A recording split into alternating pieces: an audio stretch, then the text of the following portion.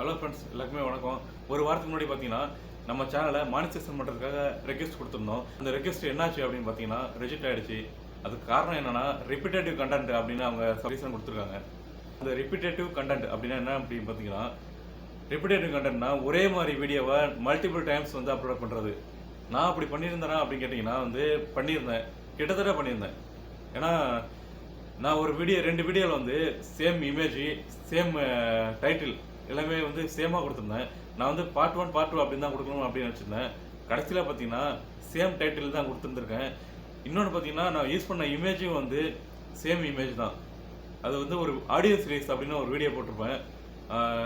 அதில் பார்த்தீங்கன்னா ரெண்டுத்துலேயுமே வந்து சேம் இமேஜ், சேம் டைட்டில் கொடுத்துருந்ததால யூடியூப்காரங்க என்ன பண்ணியிருக்காங்கன்னா ரெண்டுமே வந்து ஒரே வீடியோ தான் அப்படின்ட்டு அவங்க ரிப்பீட்டேட்டிவ் கண்டென்ட் அப்படி ஆப்ஷனில் வந்து நம்மளோட மானிட்டரைசேஷன் ரெக்வெஸ்ட்டை ரிஜெக்ட் பண்ணியிருக்காங்க. இன்னொரு விஷயம் என்னன்னா, நம்ம வந்து இப்படி நம்மளோட மானிட்டரைசேஷன் ரெக்வெஸ்ட் வந்து அவங்க ரிஜெக்ட் பண்ணியிருக்காங்களே, இதனால நம்ம சேனலுக்கு வந்து எந்த பிரச்சனைச்சும் வருமா அப்படின்னு பார்த்தீங்கன்னா, யூடியூப் அதுக்கு வந்து ஒரு எக்ஸ்பிளனேஷன் கொடுத்துருக்காங்க. அது என்னன்னா, இந்த நம்ம யூடியூப் சேனலோட மானிட்டரைசேஷன் ரெக்வெஸ்ட் அவங்க ரிஜெக்ட் பண்ணதால எந்த ஒரு சேஞ்சும் நம்ம சேனலில் வந்து அவங்க பண்ணலை அப்படின்னு சொல்லியிருக்காங்க. இன்னொன்று பார்த்தீங்கன்னா நம்மளோட வியூவர்ஸ் வந்து கம்மியாகுமா, இதுக்கப்புறம் வந்து வர வியூவர்ஸ் வந்து கம்மியாகுமா அப்படின்னு கேட்டிங்கன்னா அதுவும் வந்து கம்மி ஆகாது அப்படின்னு அவங்க சொல்லியிருக்காங்க.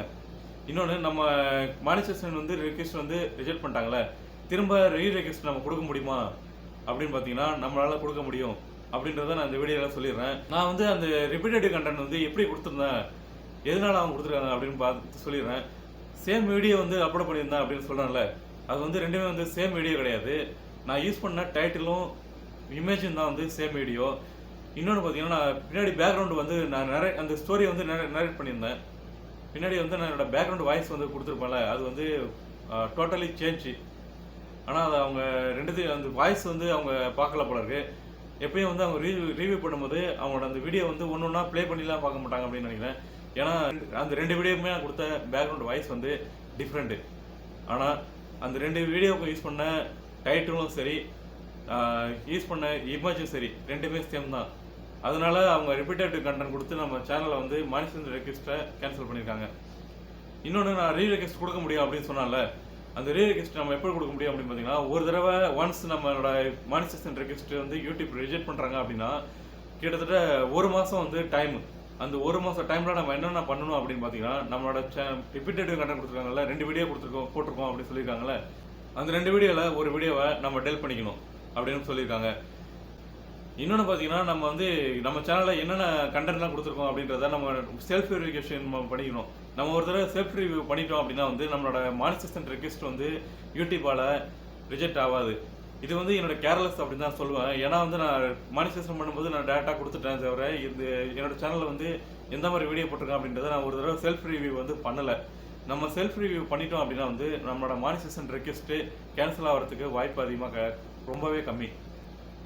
யூடியூப் வந்து இன்னொரு அப்டேட் கொடுத்துருக்காங்க. என்னன்னு பார்த்தீங்கன்னா, நம்ம அப்படி 2 வீடியோ போடல, யூடியூப் வந்து தப்பு பண்ணியிருக்காங்க அப்படின்னு பார்த்தீங்கன்னா நம்ம வந்து ரீசெக் பண்ண சொல்லி அப்ளை பண்ணலாம். யூடியூப் வந்து ரிவ்யூக்காக அப்ளை பண்ணலாம். ஆனால் அப்படி நம்ம பண்ணோம் அப்படின்னா வந்து நம்மளுக்கு தான் வந்து ரிஸ்க்கு. ஆனால் அந்த ரெக்வெஸ்ட் கொடுக்கல வந்து அவங்க வந்து ஒரு இம்பார்ட்டன்ட் பாயிண்ட் ஒன்று கொடுத்துருக்காங்க. அது என்னன்னு பார்த்தீங்கன்னா, நம்ம எந்த ஒரு வீடியோவும் டெலிட் பண்ணக்கூடாது.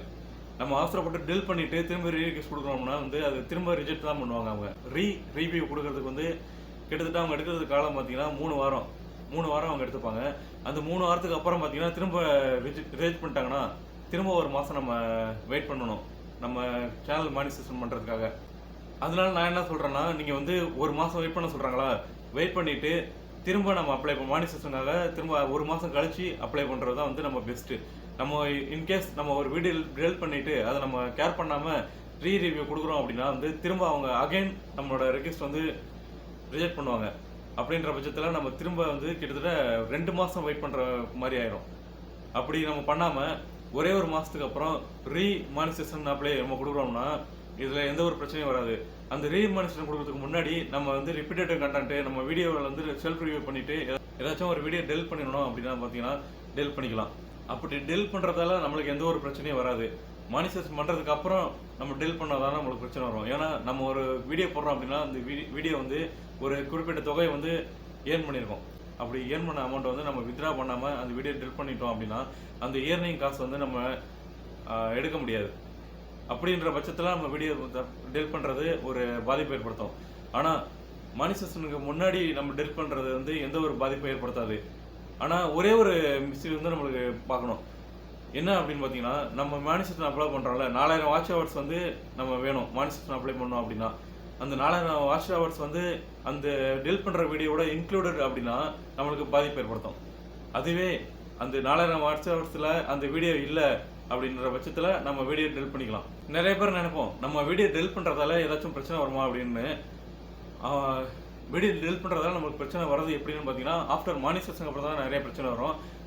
மானிசேஷன் பண்ணுறதுக்கு முன்னாடியே நம்ம எத்தனை வீடியோலாம் டெலிட் பண்ணிக்கலாம், அதனால எந்த ஒரு பிரச்சனையும் வராது. ஓகே ஃப்ரெண்ட்ஸ், இந்த வீடியோ வந்து நீங்கள் ஃபுல்லாக பார்த்தீங்கன்னா மறக்காமல் நம்ம சேனலுக்கு வந்து சப்ஸ்கிரைப் பண்ணிக்கோங்க. யூடியூப் மானிசேஷன் சம்மந்தமாக ஏதாச்சும் கொஸ்டின் இருந்துச்சாலும் மறக்காமல் நம்ம வீடியோ கீழே கமெண்ட் பண்ணுங்கள். கண்டிப்பாக வேறு ஒரு இன்ஃபர்மேஷனோட உங்களை வந்து சந்திக்கிறேன். Thank you friends.